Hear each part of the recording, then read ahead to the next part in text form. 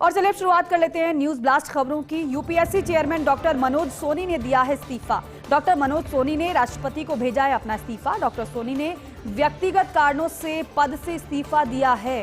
कार्यकाल पूरा होने से पहले अपने पद से उन्होंने इस्तीफा दे दिया।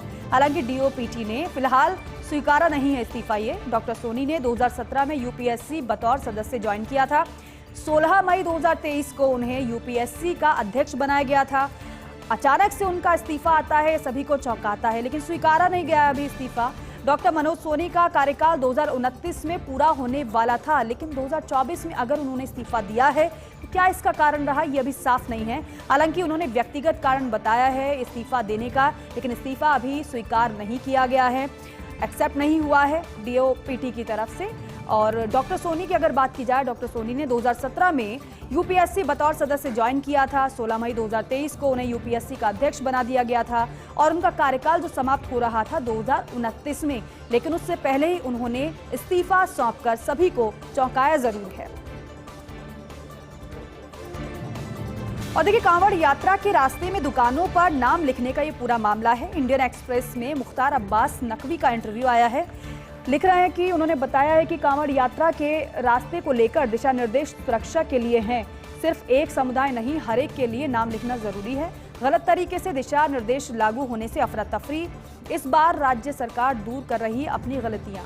पूर्व केंद्रीय मंत्री हैं भाजपा नेता मुख्तार अब्बास नकवी। न केवल नकवी बल्कि भाजपा के कई विधायकों की तरफ से भी अलग बातें कही गई हैं। साथ ही साथ एनडीए के जो गठबंधन दल हैं, जैसे कि चिराग पासवान की एलजेपी-आर है और साथ ही साथ जेडीयू है, उन्होंने भी इस पर सवाल उठाया है, उन्होंने भी इसका समर्थन नहीं किया है। लेकिन ऐसे में कांवड़ यात्रा के रास्ते में दुकानों पर जिस तरीके से नाम लिखने का मामला सामने आया, योगी सरकार की तरफ से कहा गया, हालांकि मुजफ्फरनगर में सबसे पहले इस बात को कहा गया कि जो कांवड़ यात्रा के रूट में जो दुकानें पड़ती हैं उन पर सभी को अपना नाम लिखना पड़ेगा। और उसको लेकर ये इंटरव्यू इंडियन एक्सप्रेस में मुख्तार अब्बास नकवी का कांवड़ यात्रा के रास्ते को लेकर दिशा निर्देश सुरक्षा के लिए हैं, उन्होंने ये कहा है। हालांकि इससे पहले उन्होंने कुछ और कहा था इसको लेकर, लेकिन बाद में उनका ये बदली हुई बात निकलकर सामने आई है। आगे वो कह रहे हैं अपने इंटरव्यू में कि सिर्फ एक समुदाय नहीं बल्कि हर एक के लिए नाम लिखना जरूरी है। ऐसा नहीं है कि सिर्फ एक समुदाय के लिए ऐसा फरमान निकाला गया हो, ऐसी बात कही गई हो कि एक समुदाय को ही नाम लिखना है अपनी दुकान पर, बल्कि जितनी भी दुकानें जो कांवड़ यात्रा के रूट में पड़ेंगी उन सभी को नाम लिखना पड़ेगा। गलत तरीके से दिशा निर्देश लागू होने से अफरा तफरी कई बार मच जाती है, क्योंकि बड़ी संख्या में जो श्रद्धालु होते हैं, जो कांवड़िए होते हैं, कांवड़ यात्रा में निकलते हैं और ये बहुत बड़ा उत्सव की तरह होता है और इसकी तैयारी हर बार अलग तरीके से की जाती है। लेकिन इस बार की बात करें तो मुख्तार अब्बास नकवी भी जिसका जिक्र कर रहे हैं, वो कह रहे हैं कि गलत तरीके से दिशा निर्देश लागू होने से अफरा तफरी कई बार मच जाती है। इससे बचने के लिए ये फरमान जारी किया गया है। इस बार राज्य सरकार दूर कर रही है अपनी गलतियां, जो पिछली गलतियां की हैं ऐसी गलतियां ना हो। पूर्व केंद्रीय मंत्री हैं भाजपा नेता मुख्तार अब्बास नकवी, जिनका इंटरव्यू इंडियन एक्सप्रेस में जो बातें उन्होंने कही हैं वो हम आपको बता रहे हैं। सड़क सुरक्षा को लेकर परिवहन विभाग का 10 साल का एक्शन प्लान सिर्फ खानापूर्ति दिखाई दे रहा है। वो इसलिए सड़क सुरक्षा विभाग का 2021 में गठन हुआ। कई प्रदेश ऐसे हैं जहां सड़क सुरक्षा आयुक्त के पद पर डेडिकेटेड आईएएस अधिकारी हैं, लेकिन प्रदेश में परिवहन विभाग के अधिकारी ही संभाल रहे हैं सड़क सुरक्षा का जिम्मा।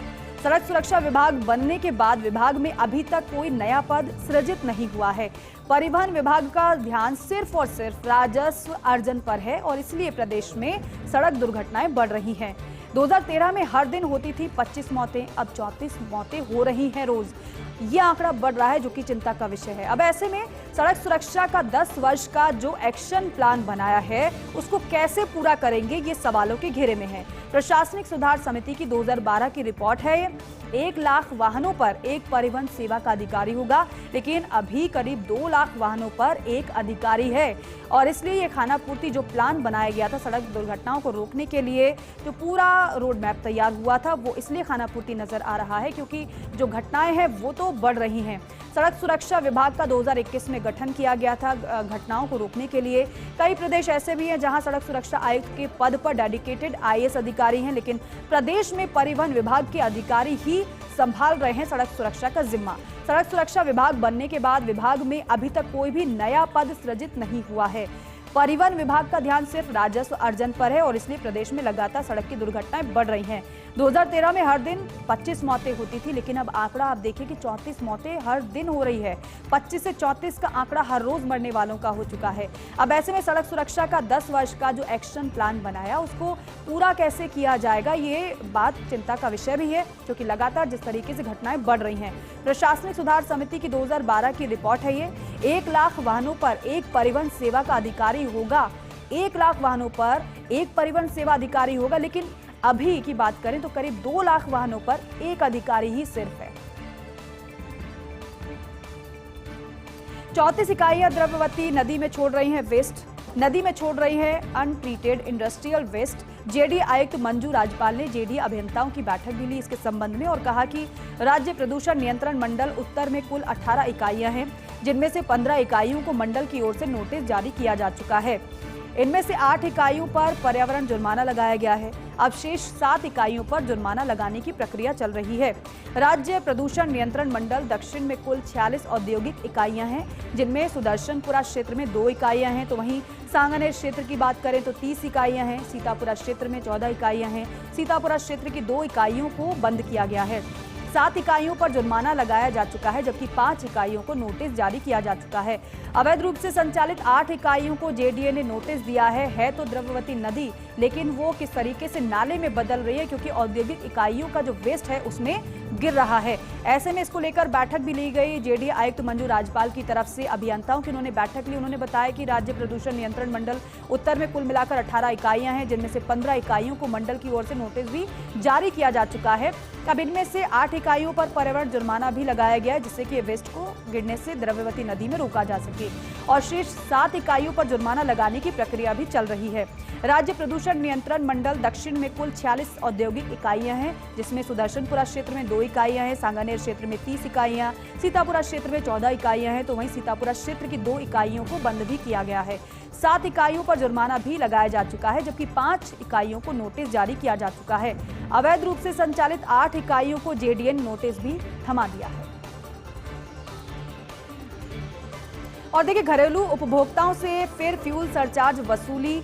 200 यूनिट से ज्यादा खपत वाले उपभोक्ताओं की फ्यूल सरचार्ज छूट बंद।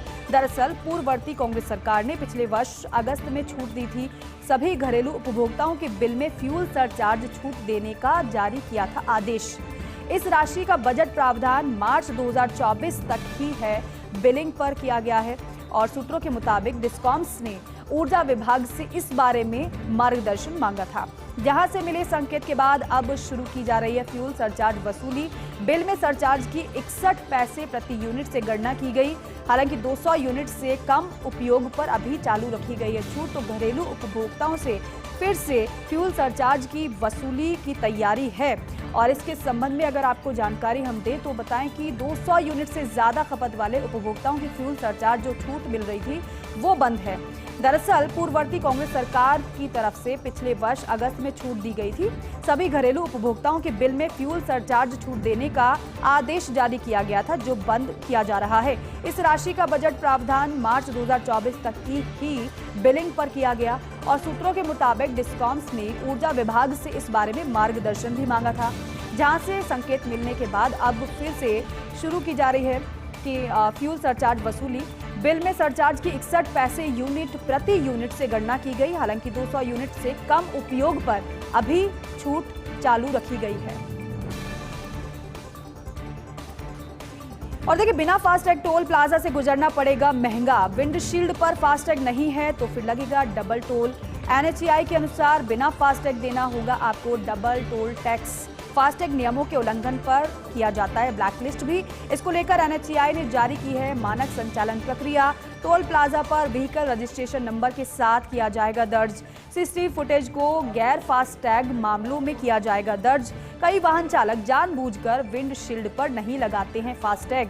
फास्टैग लाइन में प्रवेश करने पर टोल पर देरी होने से जाम लग जाता है। एनएचएआई ने फास्टैग जारी करने वाली बैंकों को भी निर्देश जारी कर दिए हैं। और देखिए, फास्टैग की प्रक्रिया इसलिए शुरू की गई थी कि जो टोल पर गाड़ियों की लंबी लंबी लाइनें हम देखते थे वो नहीं हो। क्योंकि जैसे ही आप टोल पर पहुंचेंगे तो फास्टैग अपने आप ही फास्टैग के जरिए टोल कट जाता है, लेकिन बिना फास्टैग टोल प्लाजा से अगर कोई गुजरा तो फिर विंडशील्ड पर फास्टैग अगर नहीं लगा तो डबल टोल वसूला जाएगा।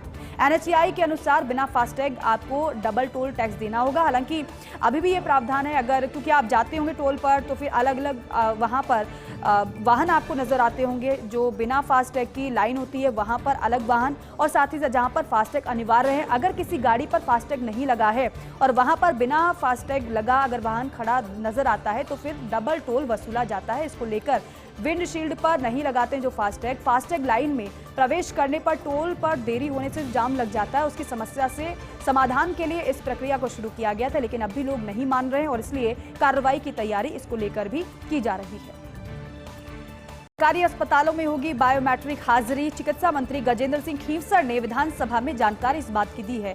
चिकित्सा विभाग की अनुदान मांगों पर चर्चा के दौरान जानकारी चिकित्सा मंत्री ने दी है और कहा है कि प्रदेश में चिकित्सा तंत्र को ऑनलाइन करने के लिए प्रयास जारी है। इंटीग्रेटेड हेल्थ मैनेजमेंट सिस्टम 2.0 लागू करने की तैयारी की जा रही है। राजकीय अस्पतालों में बायोमेट्रिक उपस्थिति की तैयारी की जा रही है। बेहतर मॉनिटरिंग के लिए अस्पतालों में लगाए जाएंगे CCTV कैमरे। अब तक 96% जिला, 99% उप जिला, 62% से ज्यादा सैटेलाइट अस्पतालों में दर्ज हो रही है बायोमेट्रिक की उपस्थिति। 96% जिला अस्पताल, 100% उप जिला अस्पताल, 62% से ज्यादा सैटेलाइट अस्पतालों में CCTV कैमरे लगाए जा चुके हैं। और देखिए, प्रदेश के 31 जिलों में आज बारिश का अलर्ट जारी किया गया मौसम विभाग की तरफ से। इनमें 7 जिलों में भारी बारिश का येलो अलर्ट मौसम विभाग ने जारी किया। कल से प्रदेश में फिर से रफ्तार पकड़ेगा मानसून, जो कुछ समय से धीमा नजर आ रहा है, सुस्त नजर आ रहा है। अगले 2 दिन पूर्वी हिस्सों में कहीं कहीं पर भारी बारिश हो सकती है। 21 और 22 जुलाई को अजमेर, भरतपुर संभाग के लिए ऑरेंज अलर्ट मौसम विभाग ने जारी कर दिया है। राजस्थान में अब तक सामान्य से 4% ज्यादा बारिश हुई है। 148.9 mm बारिश अभी तक दर्ज हुई है। पिछले 24 घंटे के दौरान राजस्थान में टोंक, भीलवाड़ा, कोटा, बूंदी, सवाई माधोपुर, जोधपुर, झालावाड़, धौलपुर, पाली समेत कई जिलों में अच्छी बारिश हुई है। तो देखिए, मौसम विभाग ने एक बार फिर से येलो अलर्ट और ऑरेंज अलर्ट जारी कर दिया है कई जिलों के लिए। अगर अभी तक के मानसून की बात करें तो अब तक राजस्थान में सामान्य से 4% ज्यादा बारिश हो चुकी है। यानी जो आवक हुई है पानी की बारिश की वजह से, जो बारिश हुई है वो 148.9 mm दर्ज हुई है। 24 घंटे की बात की जाए, बीते 24 घंटे के दौरान राजस्थान में टोंक, भीलवाड़ा, कोटा, बूंदी, सवाई माधोपुर, जोधपुर, झालावाड़, धौलपुर, पाली समेत कई जिलों में अच्छी बारिश हुई है। मौसम विभाग के मुताबिक ये जानकारी हम आपको दे रहे हैं। हालांकि बीते कुछ दिनों से आप देख रहे होंगे कि गर्मी एक बार फिर से सताने लगी है। इतनी ज्यादा उमस हो गई है कि लोगों के पसीने छूट रहे हैं। ऐसे में बारिश इससे पहले हुई, लेकिन 4-5 दिन से आप देख रहे होंगे कि बारिश हुई जरूर, लेकिन बूंदाबांदी हल्की हुई है। अब ऐसे में इंतजार किया जा रहा है बारिश का, कि बारिश हो तो फिर मौसम में थोड़ा बदलाव हो, मौसम का थोड़ा मिजाज बदले तो फिर गर्मी से राहत लोगों को मिले। अब राहत के लिए ये खबर लोगों के लिए हो सकती है, क्योंकि प्रदेश के 31 जिलों में आज बारिश का अलर्ट मौसम विभाग ने जारी कर दिया है। अलग अलग जिलों की बात करें, भरतपुर में अच्छी खासी बारिश दर्ज की गई है। हालांकि जिन जिलों में मौसम विभाग ने अलर्ट जारी किया है येलो, वो 7 जिले हैं जहां पर ज्यादा से ज्यादा भारी बारिश का अलर्ट मौसम विभाग ने जारी किया है। कल से अगर बात की जाए तो कल से प्रदेश में फिर से मानसून जो सुस्त पड़ा था वो रफ्तार एक बार फिर से पकड़ेगा और अगले 2 दिन पूर्वी हिस्सों में कहीं कहीं पर ज्यादा बारिश होगी, तो कहीं पर हल्की, तो कहीं पर मध्यम दर्जे की बारिश होगी। 21 और 22 जुलाई को अजमेर, भरतपुर संभाग के लिए मौसम विभाग ने ऑरेंज अलर्ट जारी किया है। और देखिए, जयपुर के जंतर मंतर पर आज होगा वायु परीक्षण। आषाढ़ी पूर्णिमा पर आज होगा वायु परीक्षण। आज शाम 7:17 पर फहराई जाएगी पताका। वृद्ध सम्राट यंत्र पर होगा वायु परीक्षण। शहर के सभी नामचीन ज्योतिष जुटेंगे परीक्षण में। वायु परीक्षण कर की जाएगी बरसात की गणना। जंतर मंतर अधीक्षक प्रतिभा यादव ने इस बात की जानकारी दी है। और देखिए, इससे पहले हम बारिश का जिक्र कर रहे थे, मौसम विभाग की तरफ से अलर्ट जारी किया गया है कई जिलों के लिए। 7 जिले ऐसे हैं जहां पर ऑरेंज अलर्ट मौसम विभाग ने जारी किया है और कई ऐसे जिले भी हैं जहां पर येलो अलर्ट भी मौसम विभाग की तरफ से जारी किया गया है। अब ऐसे में आज शाम 7:17 का वो वक्त है जब पताका फहराई जाएगी। वायु परीक्षण होगा आषाढ़ी पूर्णिमा पर, क्योंकि वायु परीक्षण होता है और इससे पता चलेगा कि आगे आने वाले समय बारिश कैसी होगी। ज्यादा बारिश होगी या मध्यम दर्जे की बारिश होगी या फिर सामान्य बारिश होगी या फिर कम बारिश होगी। ये 7:17 पर जब पताका फहराई जाएगी तब पता चलेगा। वृहद सम्राट यंत्र पर वायु परीक्षण होगा आज ही। शहर के सभी नामचीन ज्योतिष जुटेंगे, परीक्षण में गणना की जाएगी। वायु परीक्षण कर अब बरसात की गणना की जाएगी। जंतर मंतर अधीक्षक प्रतिभा यादव ने इस बात की जानकारी साझा की है।